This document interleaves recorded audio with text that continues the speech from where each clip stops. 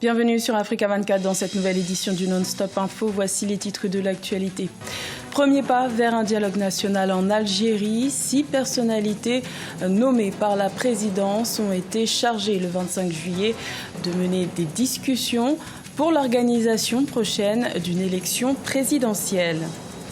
La promotion de l'entrepreneuriat des jeunes était à l'honneur lors de la 5e édition du forum organisé par la Fondation Tony Elumelu. La création d'une banque africaine de l'entrepreneuriat a été évoquée. Nous y reviendrons en détail dans cette édition. Et lancement d'un programme de reboisement au cours de cette année 2019 en Angola. Un vaste projet qui concerne près de 200 000 hectares de terre sur les plus de 57 millions d'hectares de superficie forestière que possède le pays. En Algérie, le dialogue national proposé par le président par intérim, Abdelkader Ben Salah, sera mené par 6 personnalités. Une équipe qui aura pour mission de fixer les modalités d'une nouvelle élection présidentielle suite à la démission le 2 avril 2019 de l'ancien président élu, Abdelaziz Bouteflika, et à l'annulation de la présidentielle le 4 juillet, faute de candidats. Les explications de Iba Yakouf.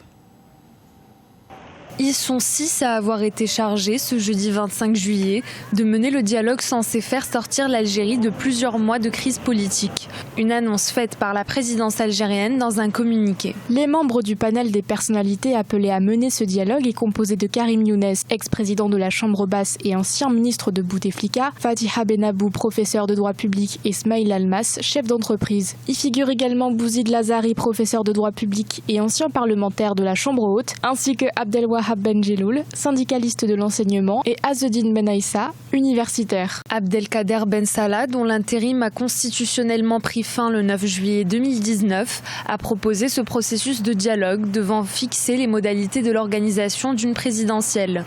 Le dialogue portera sur tous les aspects liés à cette organisation du scrutin présidentiel dans une transparence dite totale. Les partis et associations proches du mouvement de contestation sont désunis face à cette nouvelle offre du dialogue. Ils sont face à une liste qui n'incarne aucun de leurs leaders. En fait, ces candidats sont connus soit comme étant proches de Bouteflika, soit comme étant des faire-valoir pour le coup. Parce qu'à aucun moment, ça ne représente la société civile et le mouvement qui est en train de s'incarner à travers la Hirak et les marches tous les vendredis qui se tiennent dans toutes les villes d'Algérie. Alors si c'est fait pour calmer les manifestations et demander aux gens de rentrer chez eux, ça ne marchera pas. Je crois que là, le pouvoir algérien montre une fois de plus qu'il n'a pas compris l'ampleur du mouvement qui est en train de s'amorcer en Algérie. C'est-à-dire qu'il faut tout remettre à plat et redéfinir ce qu'est la constitution algérienne et ce qu'est la société algérienne aujourd'hui et pour l'avenir surtout. Notons que suite à un mouvement de protestation inédit à la date du 22 février, le président Abdelaziz Bouteflika a été contraint de démissionner le 2 avril. Il était à la tête du pays depuis 20 ans. Une élection présidentielle prévue le 4 juillet pour élire son successeur a été annulée, faute de candidats. Les Algériens réclament avant toute organisation d'élection le départ du pouvoir de tous les anciens responsables et proches de l'ancien président. L'Afrique a un jeune potentiel économique puisqu'en 2050, les moins de 35 ans constitueront près de 70% de la population selon les prévisions des Nations Unies, raison pour laquelle la création d'une banque africaine de l'entrepreneuriat a été évoquée lors de la 5e édition du programme d'entrepreneuriat de la Fondation Tony Elumelu qui s'est tenue les 26 et 27 juillet à Abuja, au Nigeria. Reportage de notre envoyé spécial, Oliva Diakotan. Le programme de la Fondation Tony Elumelu pour financer les jeunes entrepreneurs commence à être un cas d'école sur le continent. Le Sénégal, par exemple, en plus d'avoir mis rapidement en place une délégation à l'entrepreneuriat des jeunes et des femmes, compte également financer chaque année ses lauréats. Chaque fois que la Fondation sélectionnera un jeune Sénégalais et lui remettra $100 000, nous mettrons également $100 000 pour accompagner l'action de ces jeunes. Tony Elumelu, de son côté, grâce à sa fondation créée en 2010, impacte peu à peu la jeunesse. Sa vision, investir $5 milliards sur 25 ans dans les projets des jeunes entrepreneurs africains. Un programme qui séduit désormais plusieurs partenaires financiers et techniques.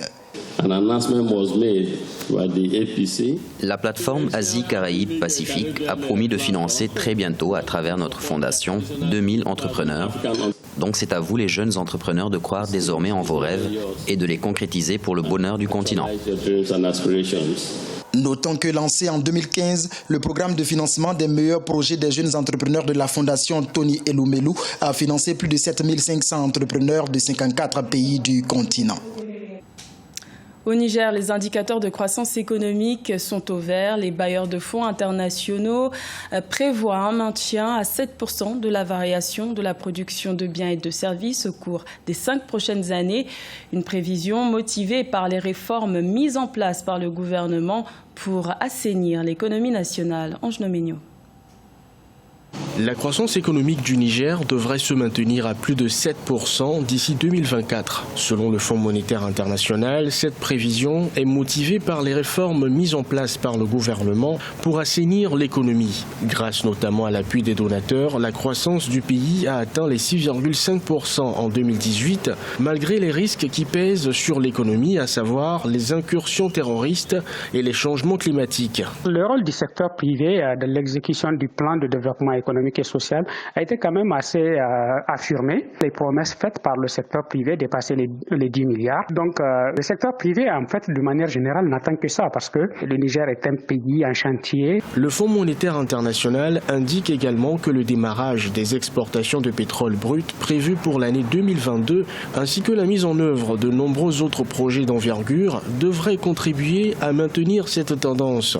En 2018, le Niger a fait la découverte de nouveaux bassins qui, selon les spécialistes, pourrait quintupler sa production de pétrole. Le vrai débat se situe sur les garanties que le gouvernement, à travers toute son administration, va donner sur la lutte contre la corruption, la transparence budgétaire, la qualité du dialogue qui va être instauré avec les différentes composantes de la société. Les perspectives économiques du Niger sont favorables avec une croissance du produit intérieur brut réel prévue à 5,3% en 2019 et à 5,7% en 2020.